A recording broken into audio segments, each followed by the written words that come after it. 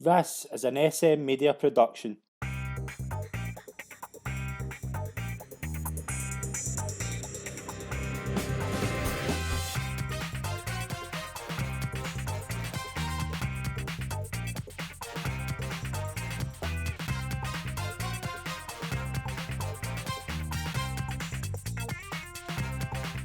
Hi everyone, and welcome to the latest episode of the Horse Racing Show right here on SM Media. I'm Scott McPike, delighted to be your host as always.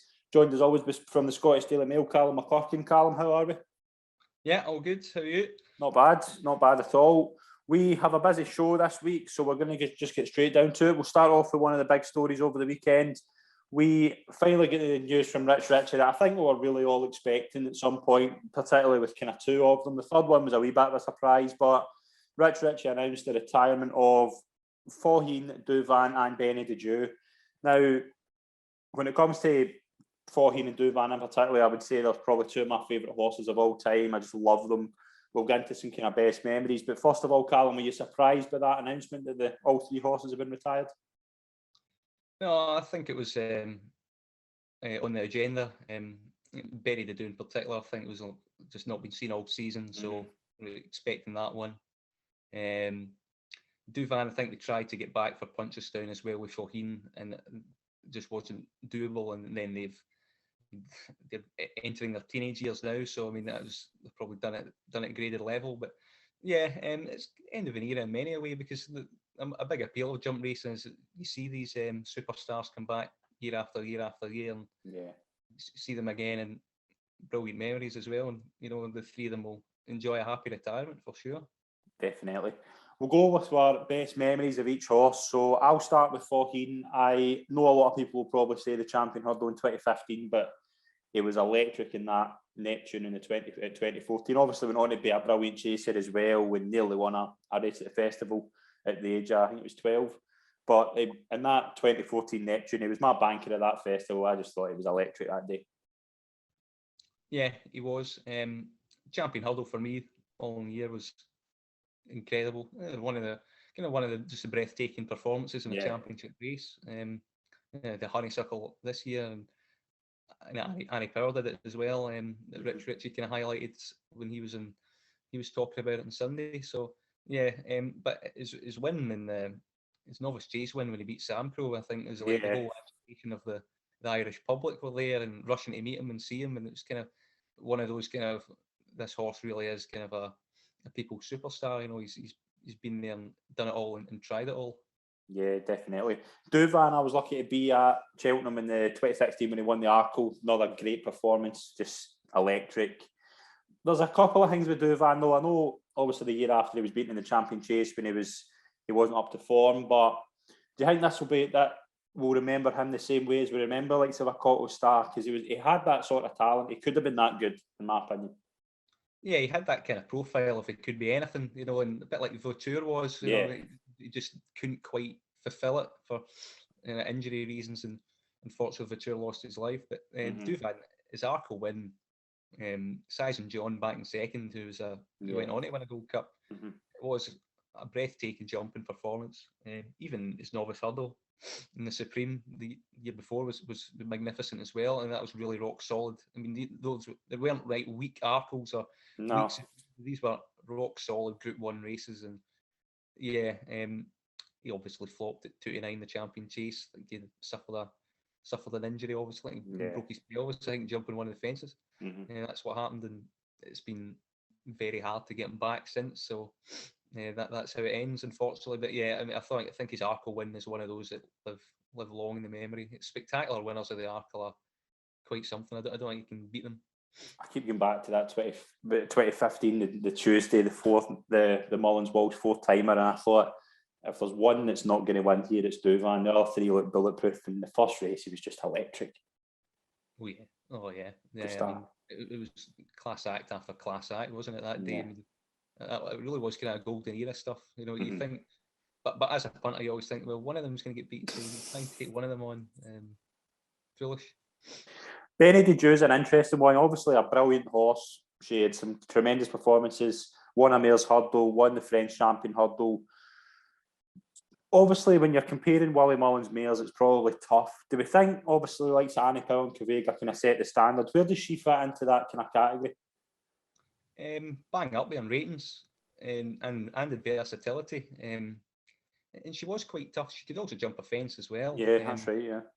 She went to France, I think, probably just about 2 weeks after winning at Puncheston, I think. And she actually hacked up in the French champion hurdle in really good style. And I think she was about 8-1. She wasn't really overly fancied. Do you think, well, she's quite brittle and has hardly seen since. I mean, is there a lot of sense of running on a grade 1 over 3 miles 2 weeks after winning one at home? She proved that she could do it, and she really had a lot of talent in her day.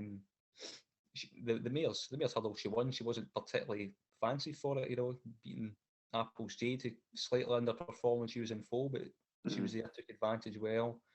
I'd jump in fences, she could do that, so she can mix both. I just think it's the nature of the races that she's won that's probably put her under the bracket of an Annie Power as a like champion hurdle or something of real significance, a big championship race and against the geldings. But I think a French champion hurdle win was a highlight for me from her. It was one of those kind of breathtaking, freakish performances that these Richie horses used to do time and time again. Definitely, just 3 brilliant horses, and we'll remember them fondly. We'll move on to our recap of the past couple of weeks. We'll start off with the Chester May Festival. Was there anything at the Chester Festival that caught your eye, Cal?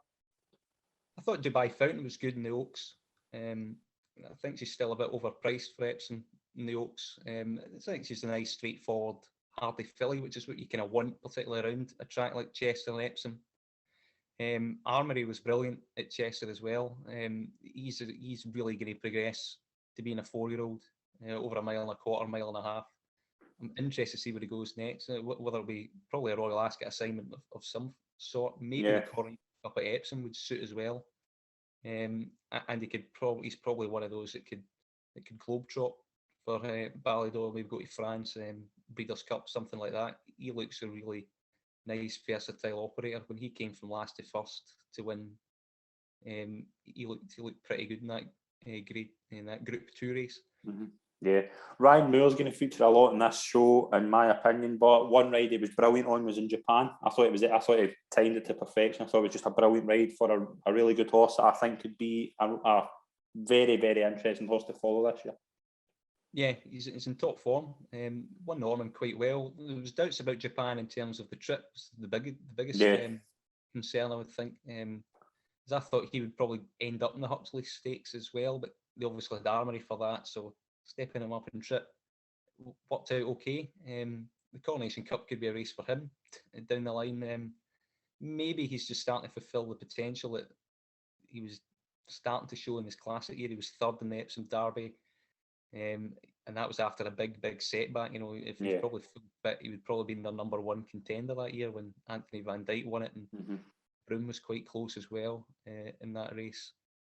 Even Broome's improved for being 5. So Aidan O'Brien has a lot to go to war with, and even Japan is coming good when quite a few people I think doubted them.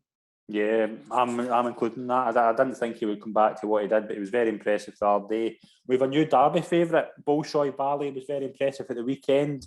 What do you think? Do you think 7-4 is too short for him, and were you impressed with him?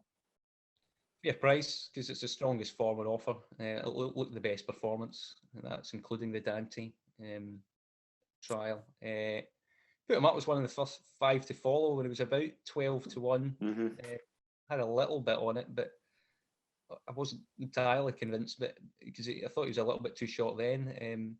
What he did in the Ballysacks I quite liked, and then he stepped up in it in the Derrinstown, where he floored McSweeney quite well with a ton of foot. I think is the most impressive thing. I don't think we've seen a colt for Epsom showcasing that kind of quick ton of foot to put a decent race to bed like that. The Lingfield trial was a bit messy.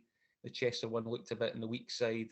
And the Dante, I think a lot of key players kind of underperformed a little bit there as well. So I think the Derrinstown one is probably the one to watch. Maybe McSweeney could have ran a little bit better. So if you're being ultra critical, you could maybe grab the depth to that form, but visually it's the most impressive, and I think it's probably the one that's got the most substance to it right now. So yeah, he's the right favourite. He has gears. He'll improve for going up and trip.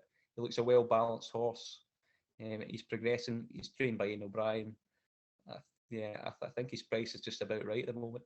Yeah, I would go along with that. I thought it was terrific. I thought it was a really good performance, probably the best performance we've seen for the Derby contenders.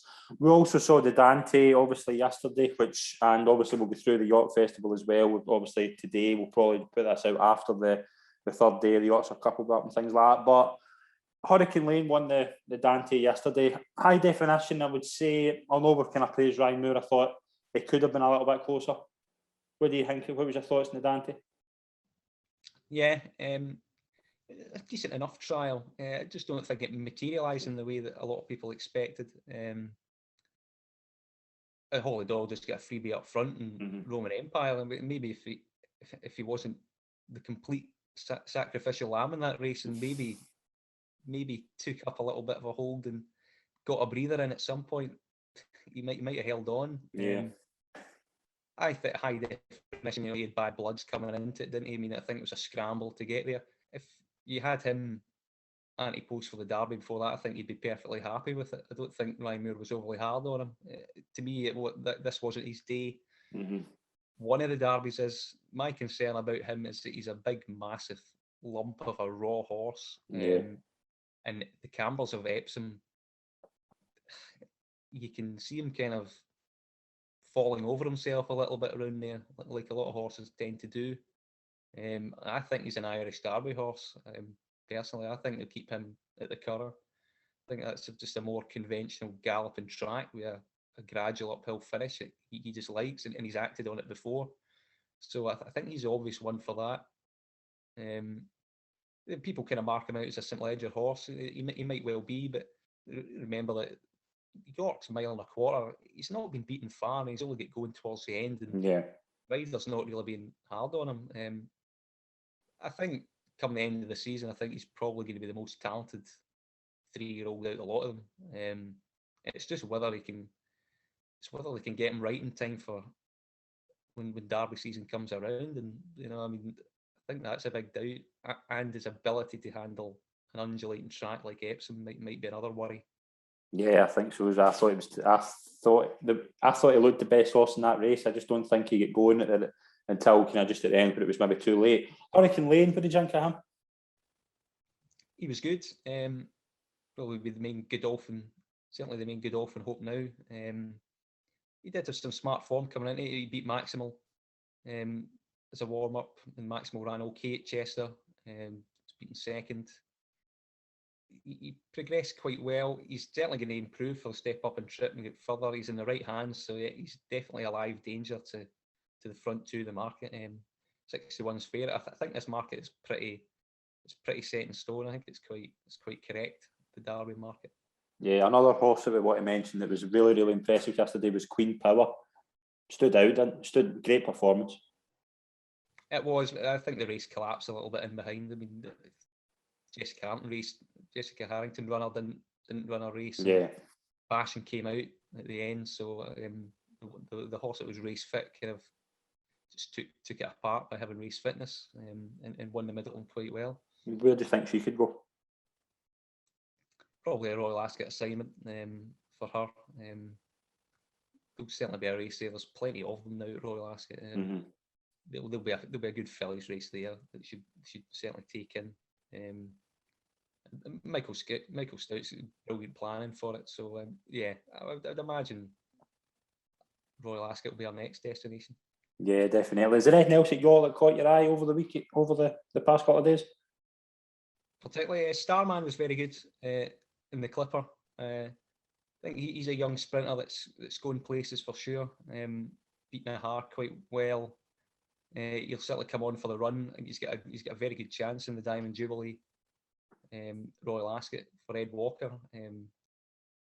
There's a bit of doubt over the sprinters, the older sprinters now, and how fit they're going to be, and if they're going to come back to top form. It is a division that needs fresh blood, and Starman seems to be top of the market now. So I'd take him over Dream of Dreams, for instance, in a Diamond Jubilee at the moment. Yeah, we're recording this before the Yorkshire Cup, but we'll probably put it out after the Yorkshire Cup. But who are you fancying for that? Yes, Sir Ron Priestley, I think, over Santiago, mainly because the grounds seems to be drying up for Sir Ron in time. I think Santiago just prefers it a little bit softer. So I think they're the top two, clearly the top two. I'd be surprised if one of them doesn't win it, and both go to try and be cup horses down the line. Is this the biggest threat to Stradivarius, whoever wins this race? Yeah, probably in paper. I wouldn't rule out AF Road, because I think AF Road really wants the longest fit possible, and that longest fit possible is in the Ascot Gold Cup over 2 mile 4. Mm-hmm. But I think he can get quite close. It's not really a trial for him for the Ascot Gold Cup. It's 2 mile 4, so he would really go hard quite early. But I think Stradivarius showed that he's in decent form. When he came out last time and at Ascot, he was quite good. He showed that the old turn of foot's still there in the engine, and he's just minding himself to the line because he's such an intelligent horse. He'll only do just enough, and that's why he's on the go for a long time. I think he'll probably win the Gold Cup. I think 64's okay for him at the moment. Yeah, I'm looking forward to the Yorkshire Cup, actually. We'll move on to the racing coming up at the weekend. Obviously, we've got a Group 1, the Lockinge Stakes. We have a short price favourite in Palace Pier for the Goslings and Frankie Dettori. Do we take on, or do we go against here? I think Palace Pier will win this. I think he's the best miler around. I think he's one of the highest rated horses around at the moment. He was good at Sandow's return when he was only 85% fit, according to John Gosling. He'll be at least 95% fit here. And that form at Sandown he took apart a Group 2 in the mile, and he's got too much in hand here, I think, to lose this. He'll be held up off the speed, and Lope Fernandez is the main threat as well. So I think those two are maybe a wee bit clear. I think they're open to progression. They've both had very good seasonal debuts, and I think the forecast there to me is the obvious bet at the moment. Palace Pier's too short to back outright because Lope Fernandez could improve, and he looks more open to progress at the age of 4 than Palace Pier does. Yeah. Put it that way, but I think Palace Pier's got too much in hand at the moment, so I think he'll hold them off, and they should be a little bit closer together on the market. So I just play the forecast because I don't think anything else can get into it. I can see my Oberon running a big race for Haggis and Marquand. I thought he was quite good. Was it Errol Sefton he won? Yeah, they're good. It's a yard in good form. He's just drawn away for the pace, and this is a big step up. Yeah, I think company, and he's drawn away from Century Dream and Pogo, who are drawn high. Lope Fernandez and Palace Pier are drawn where the pace is. My Oberon would have to come across, you'd imagine. I think that's a bit of a hardship in itself. So, I just think there's a lot that's aligning for the top two that I can't really see. That I can see them pulling clear and fine out the finish. Yeah, I do think Palace Pier will win. I don't disagree with that, but I can see my Oberon maybe running into the frame. Interesting race though. Is there anything else over the weekend you fancy? In the opener, I quite like Richard Hand's horse and Jukebox. Right. Won quite well at Kempton, first time out, really just crying out for a step up and trip. I think you could maybe get 5-2 in him in the opener. I think he'll run well. In the Carnarvon, keep an eye on the grounds for that race. In the 150, so I think if it's soft, good to soft, I think Tactical can beat Creative Force. I think Creative Force is a bit quicker on fast ground, but I think Tactical's won the Windsor Castle at Royal Ascot last year. He's getting better for stepping up and trip. His form tapered off towards the tail end of it a little bit. He's coming back. His reappearance was good.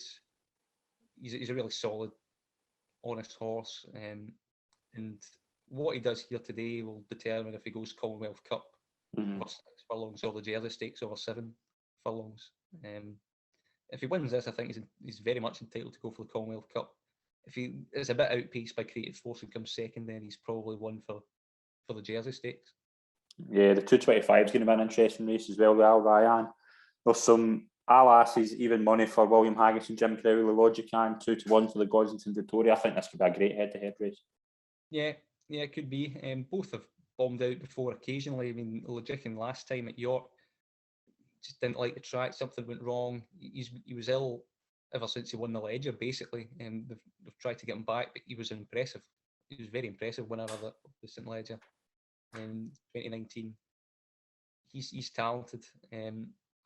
And what he did in the Great Voltigeur over the trip suggests that coming back to a mile and a half shouldn't be an issue. Overall, his form is better than Al Aziz, I think. I think at the prices, I've certainly sided with Logician at the moment. Although Al Aziz might be a little bit more reliable and a little bit more forward, but if they both turn up and run the race, I think Logician will win. And he's getting £3 as well off Al Aziz. A few fan questions before we finish up. First of all, do you have a value bet in the Oaks? I know you're keen to take on Santa Barbara. Is there a value bet for you in the Oaks to take on the favourite with? Yeah, I mean, I think there's two angles that you could look at if you want to take on the favourite. I mean, Snowfall and Musadora is kind of an angle. A heavily raced 2-year-old from Ian O'Brien that somehow he gets improvement from at 3. And Snowfall is 6-1. We've seen Mother Earth win the Guineas. There's another horse in that Moyglare race last year, a 2-year-old that was well beaten at a price. It's a similar profile, and that's Divinely, and you can get 66-1. Right. Training by Ian O'Brien, Ballydoyle. She ran the Lingfield trial, which looks pretty weak, and didn't win it, which looks even worse. But she's only beaten 2 lengths. She was travelling it quite well under Ryan Moore, and then she just totally blew up in the last furlong. She really needed the run, needed it badly.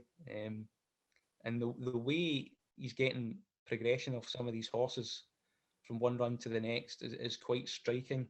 So if you fancy one at a wild price, 66-1 for her would be ridiculous. Particularly because I think it'll be an open race. I think a lot will want to take their chance. I think a lot will think Santa Barbara is beatable on evidence of the Guineas and their inexperience. Snowfall, maybe that was a flash in the pan at the Musadora that she won. And purely on ratings, I think Dubai Fountain at 14-1 is maybe a decent value bet as well at double prices, because she's, if you look at racing post ratings, she's £1 clear of the whole field. Now, her Chester run was kind of in line with her classic 2-year-old form. She might be a bit exposed and vulnerable to something that improves past her, but there hasn't been much out there to suggest that there is anything. And the Chester trip would have been plenty short enough for her. I think going up and trip, maybe in slightly better ground as well, would suit. And if she can pull out a little bit more, then she's very hard to knock out the frame at the moment. See Empress of William Haggis runs this weekend, and there's a big one for her. And I think she's 10-12-1, so she could be a big late mover. Her form's been quite frank. It was in line with Tiona, who got beaten the Oaks, but she kind of beat herself a little bit. Tiona at the start in the stall, she reeled up badly and was third and pulled really hard. Pulled like a train. She was probably the most talented in the race aside from the winner. But she couldn't do herself justice in the day. Yeah, the next time we're going to be back doing a show is we're going to do an Oaks and Derby preview. We might have a couple of special guests actually. I'm just kind of slowly finalising that just now. Next question: who will be the flat champion jockey this season? Oh, plenty of candidates. Really, really interesting. I just looked at the betting there. It's quite open. I quite like Tom Marquand's chances. I quite like the way he's riding at the moment. I think he's just full-blooded, and he goes anywhere and everywhere to get the opportunity. I think he's very good. I think he's underrated, and I think he might be the one. His girlfriend might be the danger as well, and Holly Doyle. I think so. I think it could be Holly Doyle. William Buick's probably the one. I think some of his rides are absolutely brilliant. Particularly Hurricane Lane, I don't think he got enough credit for how good he was in that, but I just think William Buick's the most reliable flat jockey there is. I just think he's an excellent pilot. Yeah, it also depends how many of them go to Ireland and France and over over the summer as well. The association with Godolphin, I just think Tom Marquand's got kind of Ocean Murphy as well. I mean, they've got other options as well that can keep themselves going. Ben Curtis as well. Jockey Ben Curtis in the north. He'll get plenty of chances and plenty of winners for Mark Johnson. So there's a lot of talented about. You've just got to see how it develops. Yeah, definitely. Brilliant. Just going to be a brilliant race to follow that as well. Final question. What would be your banker of Royal Ascot 2021? We've really got none at the moment. I think Stradivarius is going to be really hard to beat in the Gold Cup. Palace Pier maybe in the Queen Anne as well, because I think he'll win it at Newbury. So, I mean, I think they're both 6.74 right now. So I think that double wouldn't be too bad an option. I think it's still a bit early to think about Royal Ascot close at the moment. I think Stradivarius. I just think if Stradivarius turns up the way he turned up the other day, he's going to win. So yeah, it's never pretty with him. No, but you just know he's going to stay. A lot of people kind of want to take him on in short prices. If he's 46 in the day and it starts raining and NAF Road's in the mood, I think people might start looking to take him on. But no, at the moment, the reappearance run was good, and there's no alternative plan for him. It's all about this day, so he's going to be trained to the point by John Thady Gosson. They'll probably get the job done. Yeah, definitely. I'm looking forward to the next few weeks. It's going to be interesting. We've got the Epsom Festival coming up, Royal Ascot. There's going to be a lot of really good racing coming up. But that will do us for this week's episode. I just want to thank Calum for coming on the show. It's been an absolute pleasure. Yeah, pleasure as always. Brilliant. Thanks very much for watching, everyone. Please subscribe to our SM Media YouTube channel down below and follow us on social media for news and tips. Thanks very much, everyone. We'll see you soon. Cheers.